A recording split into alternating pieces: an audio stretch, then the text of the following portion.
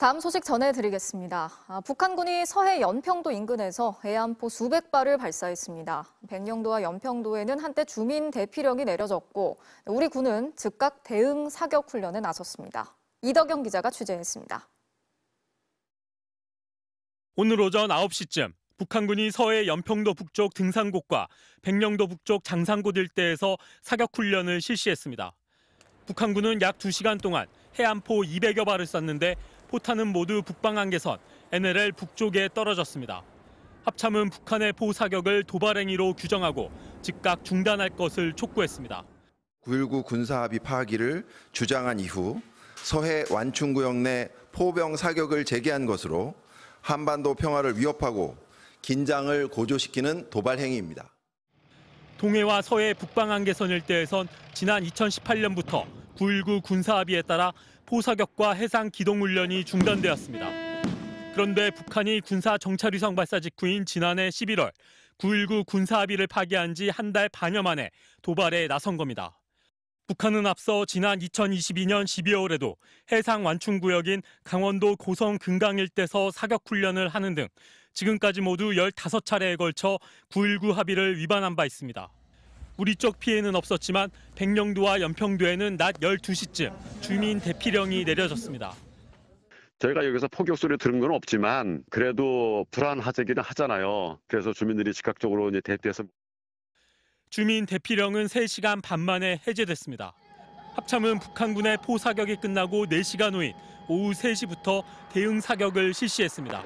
9.19 군사합의 이후 우리 군이 해상 완충구역에서 사격 훈련을 한 건 이번이 처음입니다. 대응 사격에는 연평도와 백령도에 배치된 해병부대에서 K9 자주포와 전차포 등이 동원됐으며 북한군의 특이 동향은 없었다고 군 당국은 설명했습니다. MBC 뉴스 이덕영입니다. 이렇게 무력 도발에 나선 북한이 김정은 위원장과 딸 김주애가 대륙간 탄도미사일 ICBM 발사대의 공장을 시찰한 사진도 공개를 했습니다. 화성 18형과 같은 ICBM이 사실상 미국을 겨냥한 무기라는 점에서 핵 대결 구도를 더 분명히 하겠다는 의도로 보이는데요. 이 소식은 홍익표 기자가 전하겠습니다. 대형 미사일 발사 차량 앞에선 점퍼 차림의 김정은 위원장. 고체 연료 대륙간 탄도미사일 화성 18형을 쏘는 이동식 발사대를 둘러보고 있습니다. 최근 국가정보원이 현재로선 유력한 후계자로 언급한 딸 주애도 밀착 동행했습니다. 중요 군용 대차 생산 공장을 현지 지도하셨습니다. 존경하는 자제분께서 동행하셨습니다. 그동안 북한 관영 매체가 김주애의 대외 노출 그 자체는 여러 차례 다뤘지만 노동당 고위급 간부나 김여정보다도 먼저 언급한 건 이번이 처음입니다.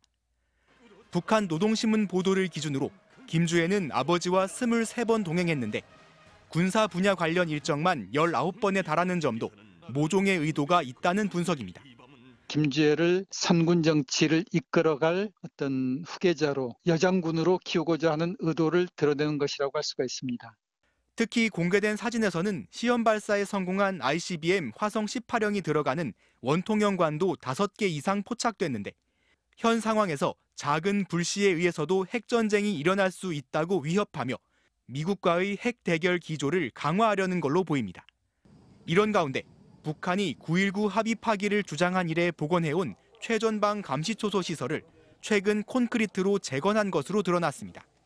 남북 협력의 상징 가운데 하나였던 경의선 도로에 북한군이 지뢰를 매설한 정황도 군이 포착한 것으로 알려졌습니다. MBC 뉴스 홍익표입니다. 러시아가 최근 북한에서 제공받은 탄도미사일을 우크라이나를 공격하는 데 사용했다고 미국 정부가 밝혔습니다. 북한이 그동안 탄도미사일 시험 발사를 계속해왔지만 실전에서 사용이 되는 건 이번이 처음인데요. 워싱턴에서 김수진 특파원이 취재했습니다. 새해 벽두부터 이어진 러시아의 대규모 공습. 수도 키이우는 물론 동남부 자포리자까지 닷새 동안 우크라이나 전역에 300기의 미사일이 발사됐습니다.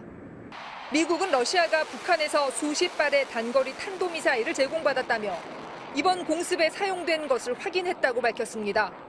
구체적으로 12월 30일에 최소 1발, 1월 2일 공습에 여러 발이 발사됐다고 했는데 발사 지점에서 460km 떨어진 자포리자 지역을 공격했다고 설명했습니다. 남한 전체를 사정권으로 하는 북한의 단거리 미사일이 처음으로 실전 투입된 겁니다. These North Korean ballistic missiles are capable of ranges of approximately 900 kilometers. That's about 550 miles. This is a significant and concerning escalation. 30일 발사된 미사일은 자포리자 인근 공터에 떨어진 것이 확인됐고 2일에 발사한 미사일들의 위력이 어느 정도였는지는 계속 평가하고 있다고 백악관은 밝혔습니다. 북한으로서는 실전에서 탄도미사일의 능력을 확인하고 결함이나 단점을 보완해 향후 미사일의 성능과 정확도를 높이는 데 활용할 수 있을 것으로 예상됩니다. 한미 군 당국은 북한이 미사일뿐 아니라 지금까지 100만 발 이상의 포탄을 러시아에 공급한 것으로 보고 있습니다. 그 대가로 북한은 전투기와 지대공 미사일, 탄도미사일 생산 장비 등 첨단 군사 기술을 제공받을 것으로 보입니다. This would have concerning security implications for the Korean Peninsula and the Indo-Pacific region. 북한의 도발로 인한 동북아시아의 안보 위기가 중동에서의 확전 우려, 우크라이나 전쟁 격화와 함께 미국이 올해 직면한 최대 위협이라는 분석도 나왔습니다. 미국 언론들은 의회의 반대로 미국의 우크라이나 지원이 주춤한 상황에서 전쟁의 흐름이 러시아 쪽으로 기울 수 있다고 우려하고 있습니다. 워싱턴에서 MBC 뉴스 김수진입니다.